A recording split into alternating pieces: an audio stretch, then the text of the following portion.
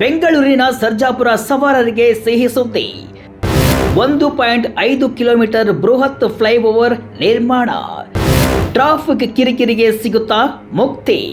ಬೆಂಗಳೂರಿನ ಸರ್ಜಾಪುರ ರಸ್ತೆ, ಫರ ವರ್ತುಲ ರಸ್ತೆ.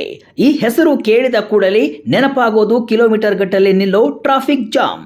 ಪ್ರತಿದಿನ ಲಕ್ಷಾಂತರ ವಾಹನ ಸವಾರರ ಸಮಯವನ್ನ ನುಂಗಿ ಹಾಕುವ ಈ ಟ್ರಾಫಿಕ್ ಜಾಮ್ಗೆ ಪರಿಹಾರವೇ ಇಲ್ಲದಂತಾಗಿದೆ. ನಿತ್ಯವೂ ಟ್ರಾಫಿಕ್ಗೆ ಶಪಿಸುವ ಜನರಿಗೆ ಒಂದು ಗುಡ್ ನ್ಯೂಸ್ ಕೂಡ ಸಿಕ್ಕಿದೆ. ಟ್ರಾಫಿಕ್ ಭೂತಕ್ಕೆ ಪರಿಹಾರ ನೀಡಲು ಖಾಸಗಿ ರಿಯಲ್ ಎಸ್ಟೇಟ್ ಸಂಸ್ಥೆಯೊಂದು ತನ್ನ ಸ್ವಂತ ಖರ್ಚಿನಲ್ಲಿ ಫ್ಲೈಓವರ್ ಕಟ್ಟಲು ಮುಂದೆ ಬಂದಿದೆ. ತನ್ನ ಸ್ವಂತ ಖರ್ಚಿನಲ್ಲಿ 1.5 ಕಿಲೋಮೀಟರ್ ಉದ್ದದ ಮೇಲ್ಸೇತುವೆ ನಿರ್ಮಿಸಲು ಸಂಸ್ಥೆ ಮುಂದಾಗಿದ್ದು, ಬಿಬಿಎಂಪಿ ಕೂಡ ಇದಕ್ಕೆ ಗ್ರೀನ್ ಸಿಗ್ನಲ್ ನೀಡಿದೆ. ಹಾಗಾದ್ರೆ ಎಲ್ಲಿಂದ ಎಲ್ಲಿಗೆ ಫ್ಲೈಓವರ್ ನಿರ್ಮಾಣ ಆಗಲಿದೆ? ಸಂಪೂರ್ಣ ವಿವರ ಇಲ್ಲಿದೆ. ಹೌದು, ಪ್ರೆಸ್ಟೀಜ್ ಗ್ರೂಪ್ ತನ್ನ ಸ್ವಂತ ಖರ್ಚಿನಲ್ಲಿ 1.5 ಕಿಲೋಮೀಟರ್ ಉದ್ದದ ಮೇಲ್ಸೇತುವೆ ನಿರ್ಮಿಸಲು ಮುಂದಾಗಿದೆ. ಬೆಳ್ಳಂದೂರಿನಲ್ಲಿ ನಿರ್ಮಾಣವಾಗುತ್ತಿರುವ ತನ್ನ ಬೃಹತ್ ಟೆಕ್ ಪಾರ್ಕ್ಗೆ ಸುಗಮ ಸಂಪರ್ಕ ಕಲ್ಪಿಸಲು ಮೇಲ್ಸೇತುವೆಯನ್ನ ನಿರ್ಮಿಸಲಿದೆ. ಇದರ ಸಂಪೂರ್ಣ ವೆಚ್ಚವನ್ನ ಅಂದರೆ 100 ಕೋಟಿ ರೂಪಾಯಿಗಳನ್ನ ಪ್ರೆಸ್ಟೀಜ್ ಗ್ರೂಪೇ ಭರಿಸಲಿದೆ. ಇದಕ್ಕೆ ಬಿಬಿಎಂಪಿ ಕೂಡ ಒಪ್ಪಿಗೆಯನ್ನ ಸೂಚಿಸಿದೆ. ಇದರ ಉದ್ದೇಶ ಸುಗಮ ಸಂಪರ್ಕ ಕಲ್ಪಿಸುವ ಜೊತೆಗೆ ಆ ಭಾಗದಲ್ಲಿನ ಟ್ರಾಫಿಕ್ ಜಾಮ್ ಅನ್ನ ಗಣನೀಯವಾಗಿ ಕಡಿಮೆ ಮಾಡುವುದು ಈ ಯೋಜನೆಯ ಪ್ರಮುಖ ಉದ್ದೇಶವಾಗಿದೆ. ತಮ್ಮ ಕ್ಯಾಂಪಸ್ ಗಳಿಗೆ ಪ್ರವೇಶವನ್ನ ಒದಗಿಸಲು ಈ ಯೋಜನೆಯನ್ನ ರೂಪಿಸಲಾಗಿದೆ. ಈ ಮೇಲ್ಸೇತುವೆ ಸಾರ್ವಜನಿಕ ರಸ್ತೆ ಉದ್ದಕ್ಕೂ ಮತ್ತು ರಾಜಕಾಲುವೆ ಪಕ್ಕದಲ್ಲಿ ಬರಲಿದೆ. ಹೀಗಾಗಿ ಇದಕ್ಕೆ ಬದಲಾಗಿ ಬಿಬಿಎಂಪಿ ವ್ಯಾಪ್ತಿಗೆ ಸೇರಿದ ಕರಿಯಮ್ಮನ ಅಗ್ರಹಾರ ರಸ್ತೆಯನ್ನ ವಿಸ್ತರಿಸಲು ಮತ್ತು ಮೇಲ್ಸೇತುವೆಯ ಸಂಪೂರ್ಣ ವೆಚ್ಚವನ್ನ ಭರಿಸಲು ಮುಂದಾಗಿದ್ದಾರೆ. ಖಾಸಗಿ ಕಂಪನಿ ಫ್ಲೈಓವರ್ ಕಟ್ಟೋದು ಇದೇ ಮೊದಲಲ್ಲ. ಸಾರ್ವಜನಿಕ ರಸ್ತೆಯ ಮೇಲೆ ಖಾಸಗಿ ಕಂಪನಿ ಫ್ಲೈಓವರ್ ಕಟ್ಟೋದು ಇದೇ ಮೊದಲೇನಲ್ಲ.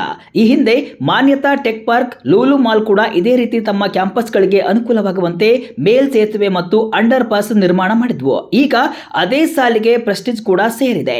ಈ ಯೋಜನೆಗೆ ಅನುಮತಿ ಪಡೆಯಲು ಪ್ರೆಸ್ಟೀಜ್ ಗ್ರೂಪ್ 2022ರಿಂದಲೇ ಪ್ರಯತ್ನವನ್ನ ನಡೆಸಿತ್ತು. ತಮ್ಮ ಟೆಕ್ ಪಾರ್ಕ್ನಲ್ಲಿ 5,000ಕ್ಕೂ ಹೆಚ್ಚು ಉದ್ಯೋಗಿಗಳು ಕೆಲಸ ಮಾಡಲಿದ್ದು, ಪ್ರಸ್ತುತ ಇರುವ ರಸ್ತೆಗಳು ಸಾಕಾಗುವುದಿಲ್ಲ ಅಂತ ಬಿಬಿಎಂಪಿಗೆ ಮನವರಿಕೆಯನ್ನ ಮಾಡಿತ್ತು.